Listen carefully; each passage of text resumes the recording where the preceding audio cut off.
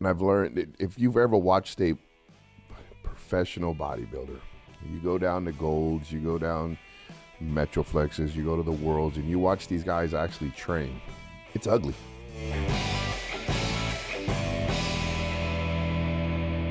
Wow, we would have never believed this. We're on Spotify, we're on Apple, we're on Google. Go out there and listen to us. So we're excited about it. We're glad you're excited about it too. Muscles matter because they do matter. I'm here today with my good friend, Steve Southers. He owns Sportslanders West in Bakersfield. If you're needing help with nutritional advice, working out advice, if you want to just kind of come and get all the nonsense and noise out of your head and hear what is really going on, you can visit Steve at... And we're located at 7420 District Boulevard, right across the street from Nestle Ice Cream. So Steve, so we're talking today about some fitness trends. And there again, if you want to, please comment, send us questions, because we'd like to answer them. Because we're not going to sit here and say we know it all. We're just long in the tooth. Yes, and we know we've been in the biz. Yes. You know, Steve's got a beard with gray hairs. I got gray hairs on the side of my head. They're salt and pepper. Yes, but you look distinguished.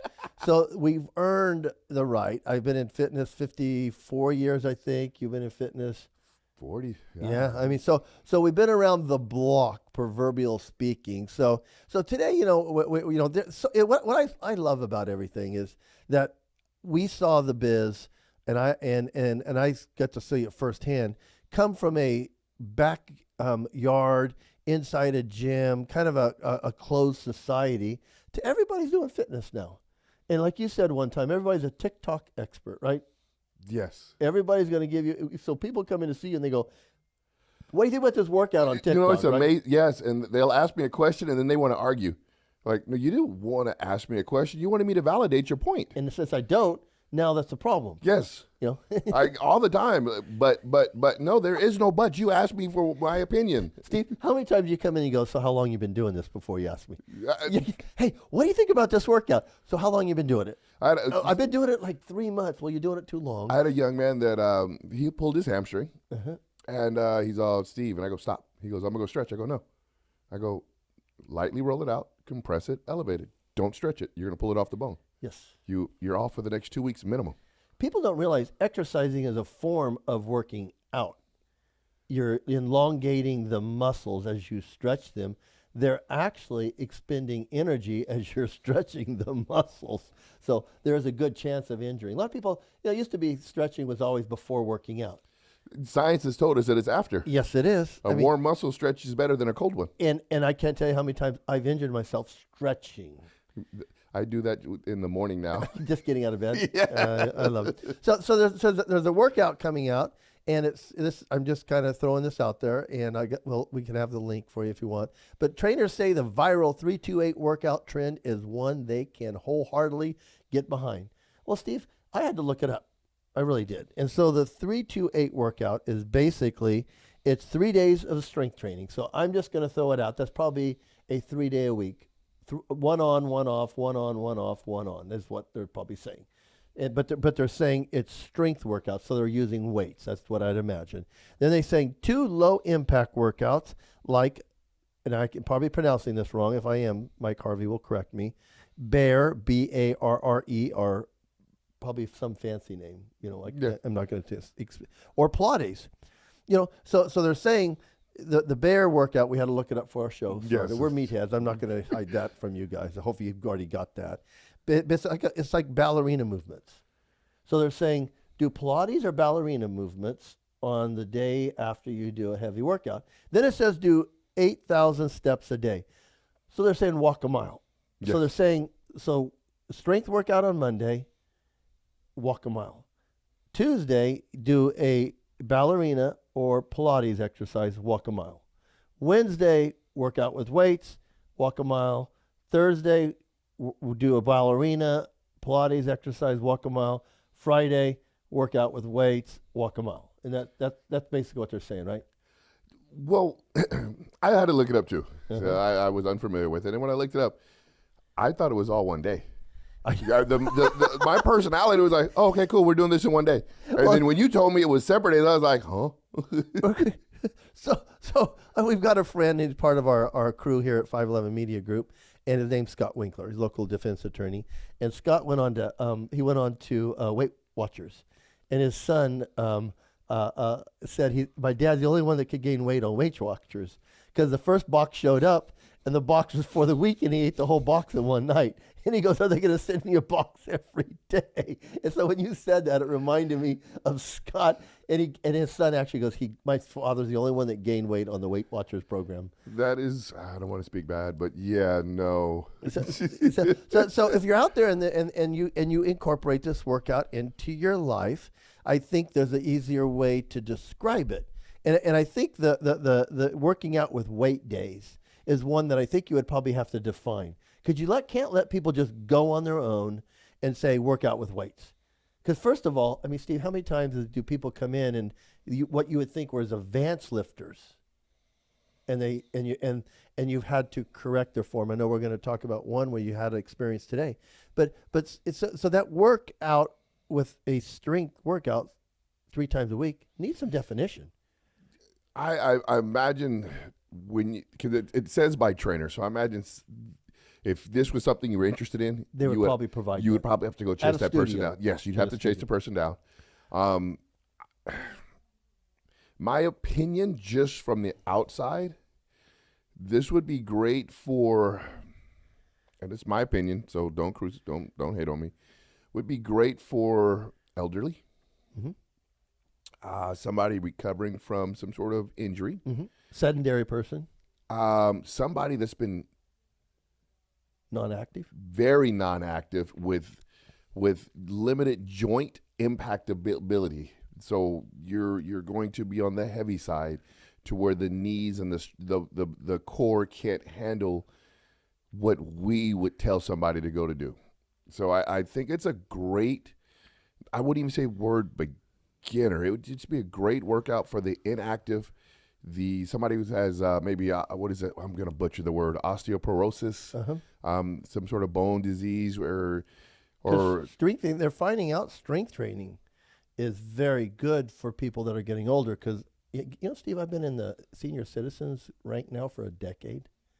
That's crazy for me. I'm looking forward to my breakfast. I can't wait to see the face when I go, no, I get the discount.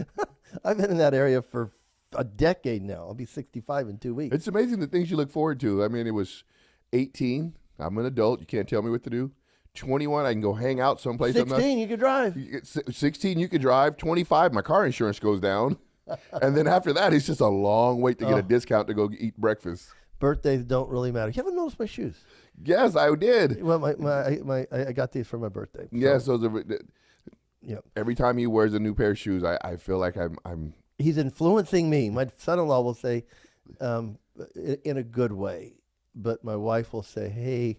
So I had. This is a side note. I had to put all my shoes up this weekend. My wife was gone seeing my daughter, and so I did. She came home. She goes, "Closet looks nice." I go, "I'm glad you noticed." I thought about you though. That's a side note. We're both sneakerheads. He's a bigger sneakerhead than I am, and we like watches too. I found out. Yeah. So as we're out there, I mean, there again, Steve. I mean, if you're going to do this, you might want to be careful, and I think you're right, Steve. If you're going to do this workout, you might seek out a trainer. Now with 8,000 steps, there is a gentleman that I really like his ideal for daily cardio, Stan Efferton. Ooh. I really like his ideal for daily cardio. 10-minute brief walk after every meal. 3 times a day. After every meal. Yes. Yes. So or if you're going to eat 3 times a day. Yes. I heard about this, Steve. Yes. I just wish I had 10 minutes after every meal. I could afford a half hour. Now, what I did when I actually did it, I did it for a summer, and I got really well. I get down. It was really great. I didn't do it after every meal, but I did it 4 or 5 times a day. 10 minutes in the morning was simple. Spin bike at the house, 10 minutes at the gym, 10 minutes at the shop, and then a 10-minute at home at the spin bike. So it was real simple. And if you think about it, we're so trained that we have to do this 1 hour right now. Steve, that's the curse you and I grew up with, isn't it? And when he broke it down, it doesn't have to be, science has shown that it doesn't have to be 1 hour right now. I know. As long I as you agree. as long as you get those 8,000 steps in, like you don't have to walk a mile Steve, immediately. Steve, don't you wish we'd have learned this younger? I say it all the time. I know. So if you're out there and you're younger, or you know somebody younger, tell them that these techniques do work. You know what I do, Steve, and this is something that I do. I have a new dog. Oliver's been on our show, Relevant Rants. Since I have a new dog, I need to spend time with him, and he's a big dog, so I got to walk him. So my time now is spent not at the gym on the treadmill. It's spent at home walking my dog. So I've incorporated something. And you know what, Steve? It's been very interesting. I get to know my neighbors. Um, as I walk around, I mean, it's been refreshing in the air. I've hit those little muscles because I'm walking from curb to grass to pavement to asphalt. And it's interesting that when you're doing that, the ankles get a little sore, the hips get a little sore, the bums get a little sore, and it's because of your adjustment of your feet placing. And so I've loved it. I mean, I really have, Steve. It's been something I really the young enjoy. man you sent by, and I talked to he and his wife. I think Victor and Yes. Yep.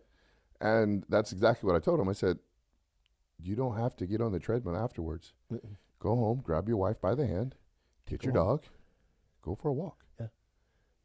It's the same thing, just in a it's- different environment. Yes, and that's what I told him. I said, it's not about this. It's just about, because right now you're just needing to activate the body so to go through the excess amount of food. I told him he has to eat now.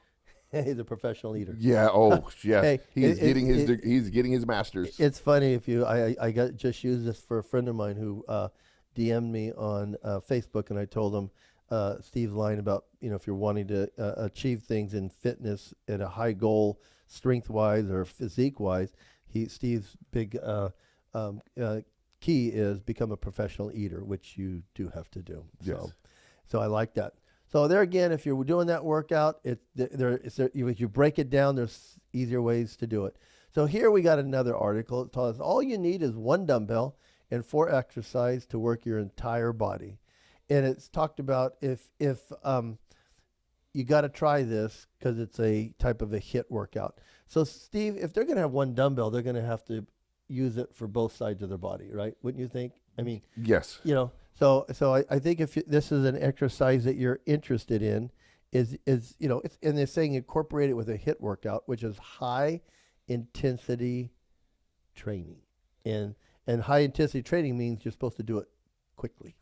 Would that be the correct word for high intensity? Yeah, zero to no rest. You're going right back to it. Yep. And so this is the one that I would say, if you're trying to do some lifts over your head or one arm, I my experience, and I don't do a lot of single arm movements, Steve. I used to do a few, but I was always trying to maximize my effort. Pounded, yes. Yep. And so I was doing, 2-arm barbell curls, press, whatever it was. I was, doing two.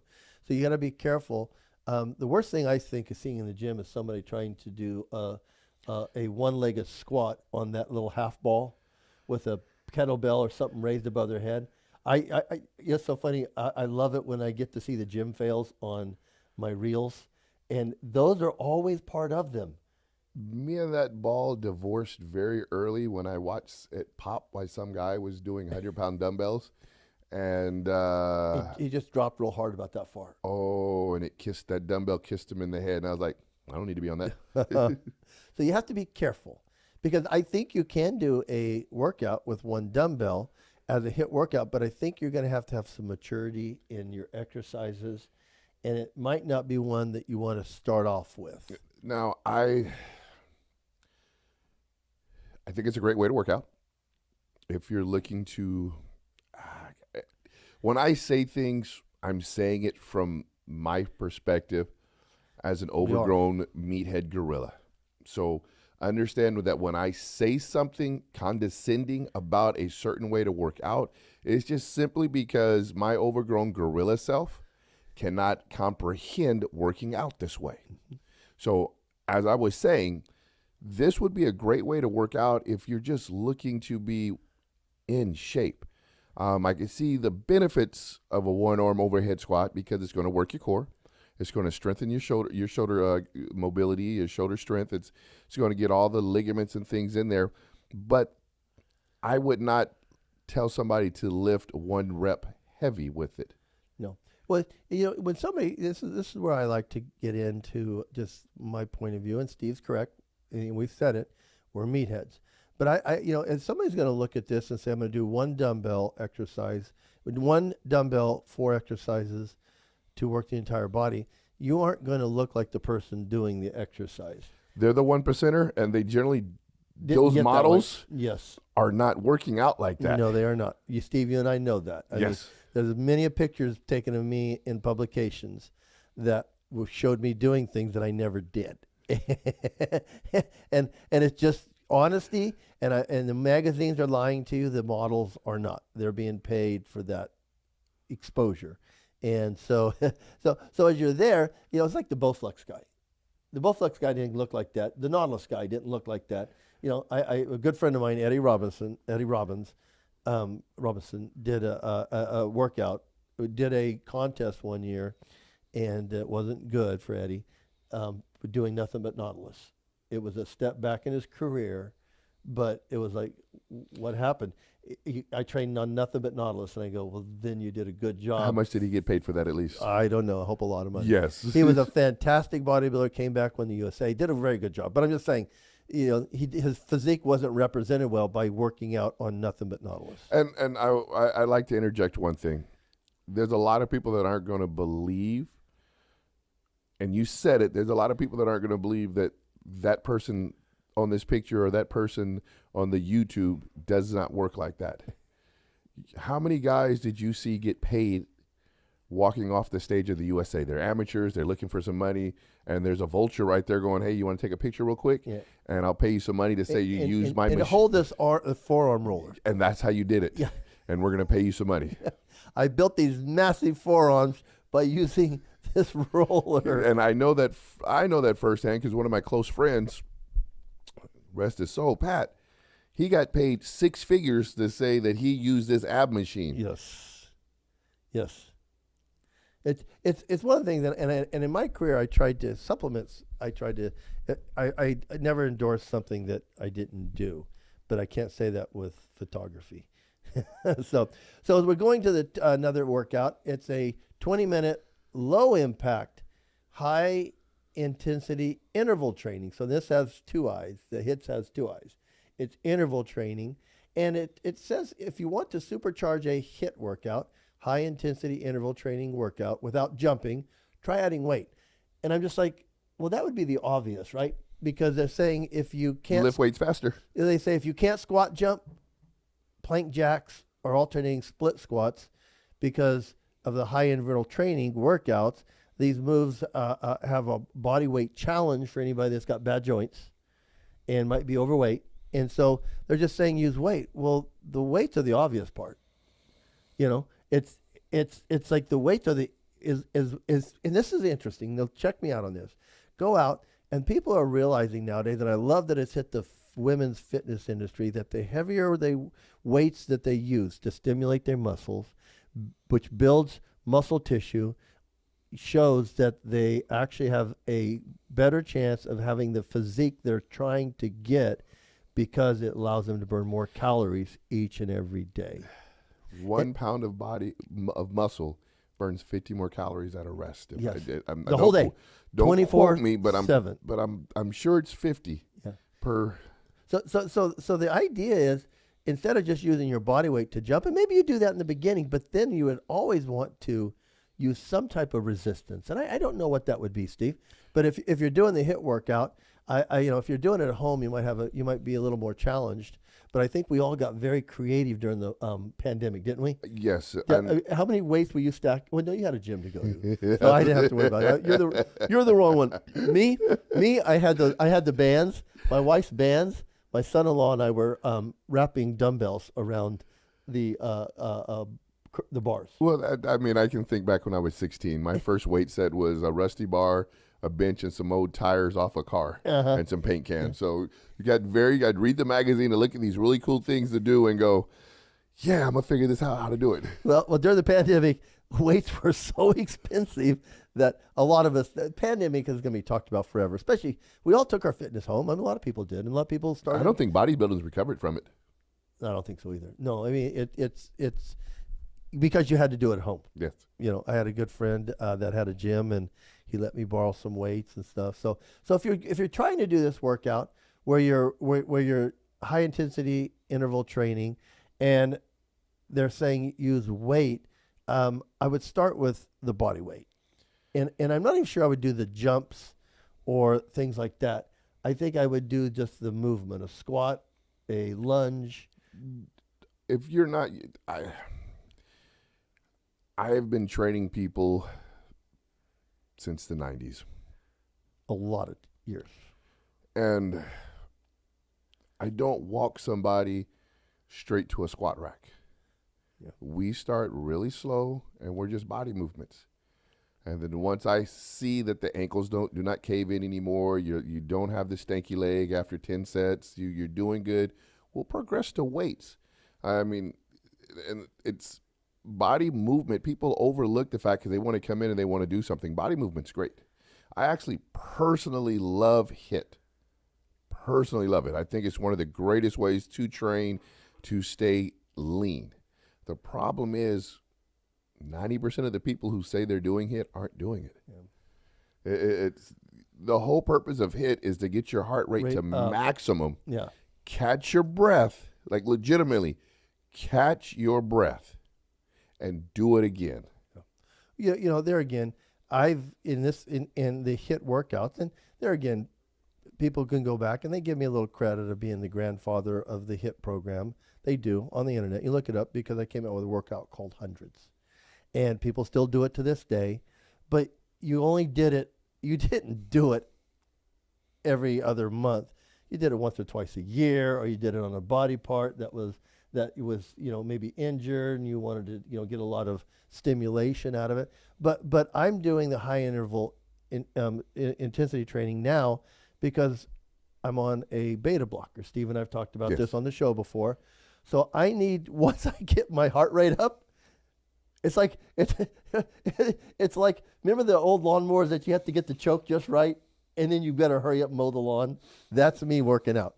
That's my high intensity interval training. Once the heart rate's up, if somebody comes over and talks to me, the engine's killed, and I just need to walk out because I only got one shot at this. I can't tell you how many times I have loaded the weight, thought about it too long, and just went, oh, it left. Yes.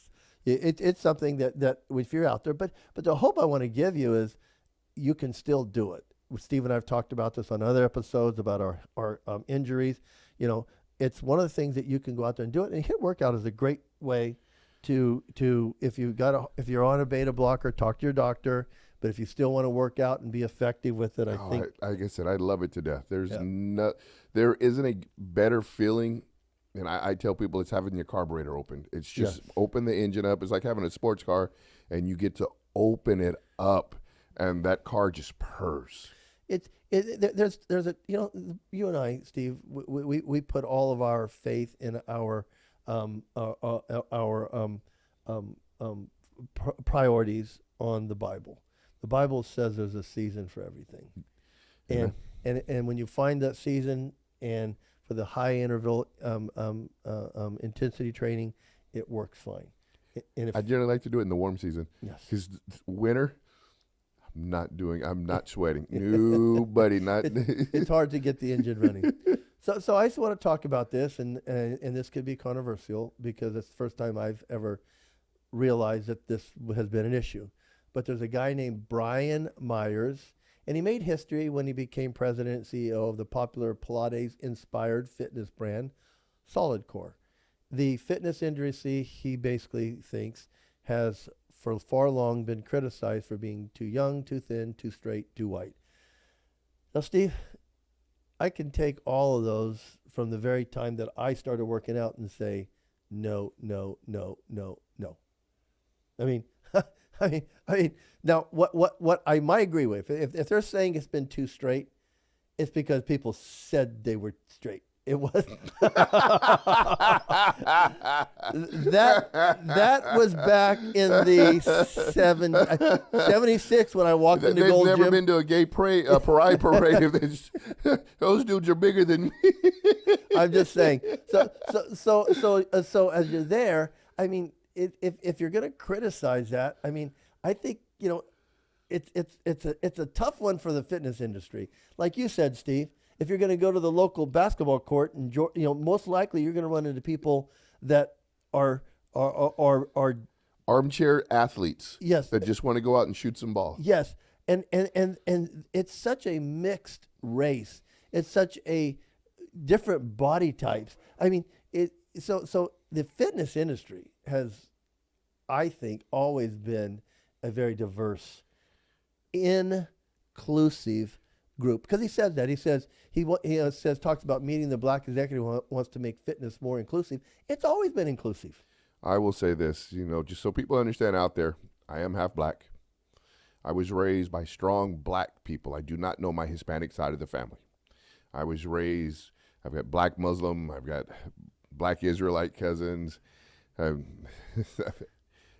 black and proud. So the one sport outside of basketball, the typical NFL, weightlifting is very attractive. I'm going to say it, I'm going to butcher the English language. I've never not seen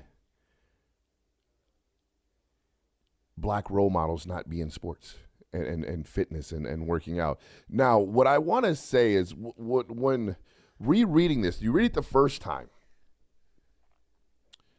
and I didn't catch the word. The word that I'm going to catch is Pilates. Uh-huh. Now, if I catch the word Pilates, I can go with the bottom statement of it being too white. Just simply because. But do the rest don't fit? I've seen a lot of the other. No. Too thin, too straight? And he is. Maybe too white. The only reason I'll say too white is because it's not. You have to go to expensive. Bingo. And it's not. And it's not. Most minority based people. If you, I can jump and touch. I was dunking when I was 15. I ran a sub 4, and the whole family was athletic. And if you told me, like, I've got a really good friend that has a Pilates studio, and I met her at Eric Nolan's. She was one of the instructors at Eric Nolan's, and she has a Pilates studio. Pilates is not going so too thin. Okay, let's go too thin. Pilates is not going to build muscles. Mm-mm. You're not going to walk out of a Pilates class with a 20-inch arm. Because once again, Pilates is a version of stretching, movement, strengthening, and you're not doing it for high repetition, so you're not going to get the pump. You're doing it for strength and stretch and mobility. It's God, I'm sorry, this is my meathead experience with Pilates. It is a more muscle-dense version of yoga in my mind. Mm-hmm. I'd agree with you. And so to say it's too thin, well, you're not going to be big doing Pilates. You and I aren't going to do Pilates. I mean, let's just say that. Yeah, so I will, once again, I'm going to talk about my friend. When she was at Eric Nolan's, who has a great kickboxing facility. Yes, he does. When she was there, her body frame was completely different than it is now. At Nolan's, she did a lot of high intensity, a lot of weight. She kicked. She got in the ring, punched a lot. Yes. So the round muscle belly got used. That fast twitch muscle belly got used a lot. Her Pilates body is completely different than her Eric Nolan's body because the amount of red fibers that she's using. And if you don't understand red fibers, there's the white fibers fast twitch. Yes. So she's not using those fast twitch muscles. So that swelling is not happening, but she is probably just as strong, if not stronger, and she probably can still snap kick my head off. Yeah. So that right there, you take that statement and you go, okay, too thin. Yeah, most people are going to be on the thinner side from Pilates. Too straight, he must be new to the Pilates world. I'm not even going back to the gay pride thing. It's about all fitness. It's fitness. Yes, and the one group of people that really enjoy fitness is the gay community. They do. That is one kid. You've been in gyms longer than I've been in gyms, and it is they are a little more vain than the average person because they like the way they look. And I compliment that community on the fact that they like the way they look. You want to see 6-packs, 8-packs, and 10-packs. Go to a gay pride where they have floats. Yes. And they look better than half the people on the Olympia stage. Yes. They're great. They look so great. And that's just to say, now too young, once again, I don't see the youth movement in Pilates because most youthful people are still athletic. You can still move in your 20s. I mean, I was moving good till about 10 years ago. About 45, 46, I haven't been inside of a ring. I haven't. I get it. I got my, Tom. He does jiu-jitsu. I've got all these friends that do this fabulous stuff. Like, hey, Steven. I'm like, no, I don't stretch anymore.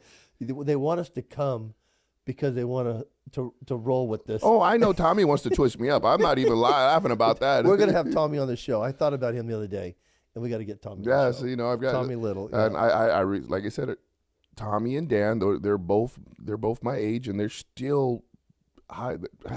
Did you watch John Wick? You know that's the Camarillos, right?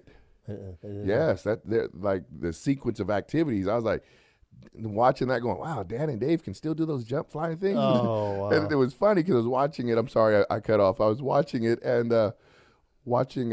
So you watched it, right? I haven't seen it yet. Oh, Keanu, you can tell he is very in shape. No, oh, he's not. He's in shape, but you could tell he's 50. I know. Choreography. So I'm gonna go back to what I was right over here. So, and the reason I'm hijacking this conversation is because I'm half black and I don't want anybody to ever say nothing bad about my close friend. So I'm hijacking this whole conversation for that fact. I have an aunt that owned a ballerina studio. She was in the 70s. It was a ballet studio. My aunt Stephanie, you might have ran into her at Gold's Gym. Stephanie Southers. Yeah. That's my aunt. What the heck? That is my aunt. I love that. Yeah, that is my aunt. She was my introduction into Gold's Gym. Right on. So she had a studio. She was very active. Yes. She was doing Pilates before it was called Pilates because she had this ballet studio. She was probably doing jazzercise Yes. before it was aerobics. Yes, all that stuff. So to say that is this when the studios in the 70s, there was more ballet studios in the 70s because I did ballet because I was clumsy. My aunt made me do ballet, and Lynn Swan did ballet, so I thought it was okay. It was cool. I went to a couple because Arnold in Pumping Iron went to a couple, and you realize it was just all show.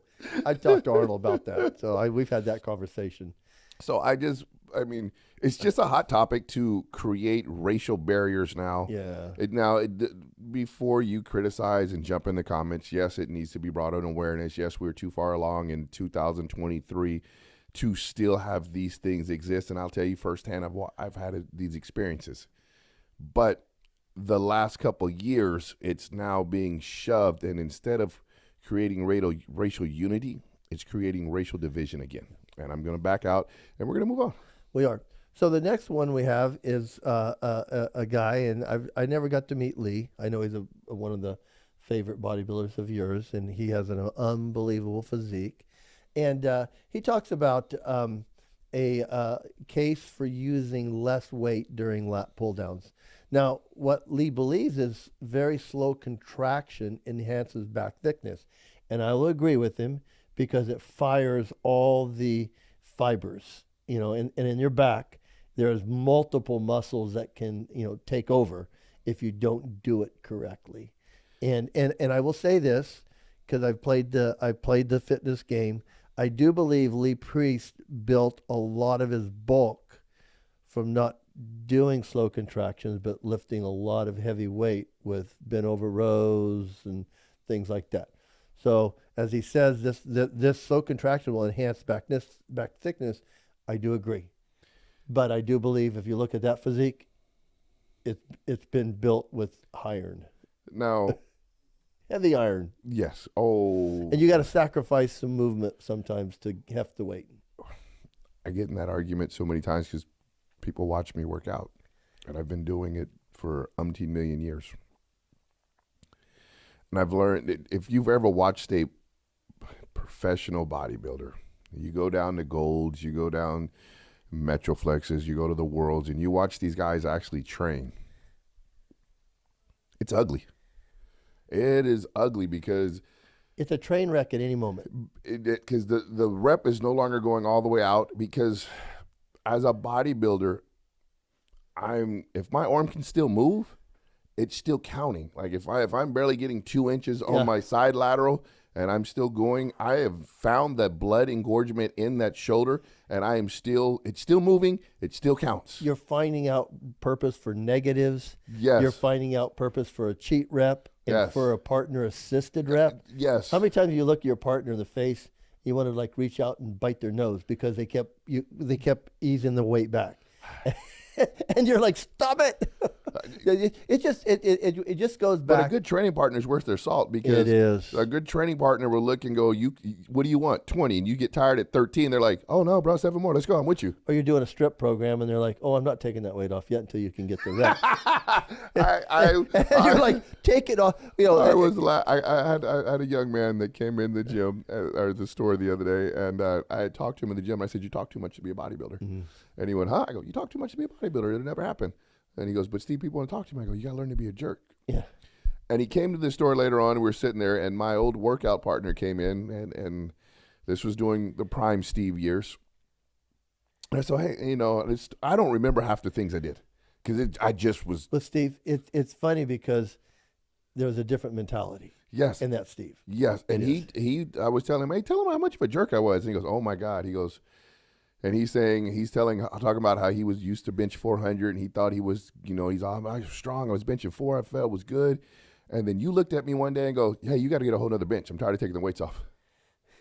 And I was like, I said that? And he goes, yeah, bro, you like crushed my feelings. I was like, my bad. He goes, here I am thinking I'm strong, and you're telling me I had to go lift somewhere else because you didn't want to take the plates off anymore. It's when you count the iron that you're taking off when you're lifting like you did. I mean, I lifted heavy, but not like this guy. But when you're counting up the iron, you're moving probably 2 tons around, just pulling iron off, putting iron on. That's why I learned to not like leg pressing. And that is a workout all by itself. Because if you don't think it is, try to get your wife to do it. And they're like, can't you just leave them on? So it goes back to I did an article in Flex magazine, and Rick Wayne was doing the article, and I used to wear a Walkman. He goes, hey Tom, what music do you listen to? I go, hey, between you and I, there's no music in here because I don't play any music. I just don't want people talking to me. And he put it in the magazine, and I felt like a jerk because I was being a jerk, but I didn't want people to know I was a jerk. I mean, that's the rep you get, but it's what has to happen. You just don't want to talk. You just don't. So let's go back to the Lee Priest. Yep. What a lot of and what a lot of people don't understand is muscle mind connection. Mm-hmm. And you talk to most bodybuilders, and so today I was helping these people, and I was watching the way they were working out, and they were doing lat pull downs. It's funny that you brought this up because they were doing lat pull downs, and I was like, you're missing the lat. They were falling over, pulling in because they wanted to lift heavy. They were closing up. Yeah, so if you're pulling and you're elongating, so you're elongating the lat, so you're missing the whole bottom contraction, which is a tie-in. And the lat is a multifaceted. It's like the shoulder. You have to hit it from this way to get the most out of it. And I asked them if they were open to correction, and they said yeah. And I said, cool. I like that word, not criticism, correction. And so many people want to criticize. And then he goes, yeah, cool. And so I set him up, I lightened the weight up, and I told him, sit up, now pull down through your elbows. And I showed him how to do it, and the guy goes, my lats hurt in this one rep, and they did this whole workout. And I go, well, congratulations. You now know what it feels like. So what Lee is saying makes perfect sense. To get the optimum workout, because like you said, and like that heavy bent over row, it was more jerking than actual rowing after a while, because you had it and you're just like, I'm trying to get it moving. But if you start and you get a good blood flow, and I said it on a previous podcast, and it's a term that I like, pre-exhaust. Yes, I love to pre-exhaust the muscle. It's one of those things that you want to pre-exhaust the right muscle. Yes. Because if you pre-exhaust your forearms and biceps, Yes. you're in trouble. But like you said, if you look at Steve's back, it looks like he has two separate racks of ribs on both sides. But to pre-exhaust that, it takes a little bit of iron to do You that. have to find it. Yep. And when I tell people, like, people look at me and go, my back sucks. Yes. It still sucks, but I built a back because I knew it sucked. Well, it doesn't suck, so it's okay. So there again, we're not criticizing Lee. We're just talking about what he means. And if you look at his physique, he stood on the Olympia stage, I think 6 times, and came over from Australia and looked phenomenal. I don't think. Could you imagine if they would have had a 212 class? Can you? Well, he'd probably still winning it. Because the guy still looks great. Yeah. And so there again, I mean, I think he hands down best biceps in the biz, over Boyer Coe. Now, Boyer Coe used to have a amazing third peak on his bicep. I'm like, how did you get that rascal? But Lee Priest had the most beautiful. Did you ever get to see him in the off season when he was 300 pounds? No, I've seen plenty of those, but I'm just saying I'm a connoisseur of the package he would bring to the stage. And the package that he would bring to the stage, he was way past my time. I've never got to meet him, be in the gym with him, but I'm very, What is he, 5'3"? Very admirable. Yeah, he was about Danny Padilla's height, and he would 320, 325. Yeah, it was like bro, you're as wide as you're tall. I get it. I love it. So Steve, want to have last? You spit out the last comment. I just want to reemphasize, and I said it several times today, and when we have these rants and we have these conversations, we're talking about it from a bodybuilding perspective. Yes. The best exercise you can do is the lift off the couch. So push back from the table. That one too. Yes, sir. So anything you do is great. So when like I said, once again, when we talk from this experience where we were just meathead gorillas. Yeah. So there's nothing wrong with any of these workouts. Anything you're doing. Like I said, I think all movement is great. I love it. I remember when I went to personal training school in the 90s. And I think it's awesome how the weights have made a reappearance. And I was told I was a caveman and that nobody would ever come to me and that I would never have any clients because I was a caveman. And then CrossFit happened and they're all doing cleans, jerks, squats, deads. I love that. That is the one positive thing I can say about CrossFit. Yeah. That it showed people you can lift weights and look great because, lifting weights were always associated with bulk. Yes. And there again, gals, you're not going to look like a dude. You don't have the wrong hormones. And you're probably not going to eat 10,000 calories. Yeah, you're not going to do that. So I just want you guys to know that when we have these conversations, it's just from our viewpoint. And if you want to argue, and I don't even mean like an argue where we're going to get in the comment section and argue about it. We would love to hear your feedback. We want you guys to leave a message and leave it in the.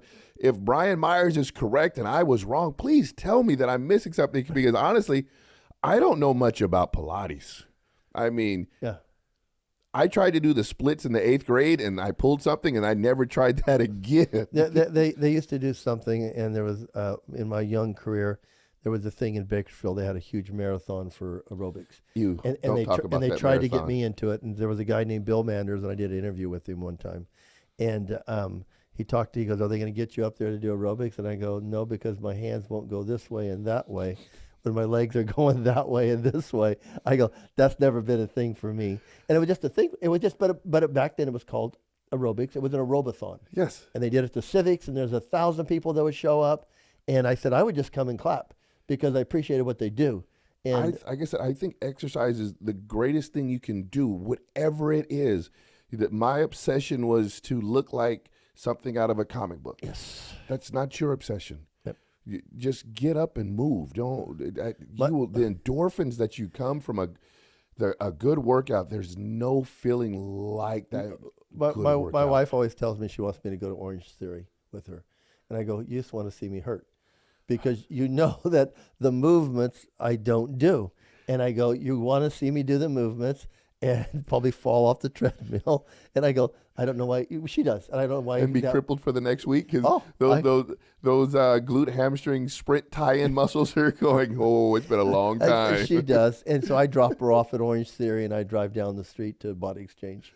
And then I pick her up and sit in the parking lot while she's still working out because I don't work out that long. Hey, glad you tuned in. I love doing the show with Steve. Hey, 511 Media Group, where we believe in faith, family, and freedom. We can find it in Christ. Whatever you want to do to make that up, all three are important. So God bless.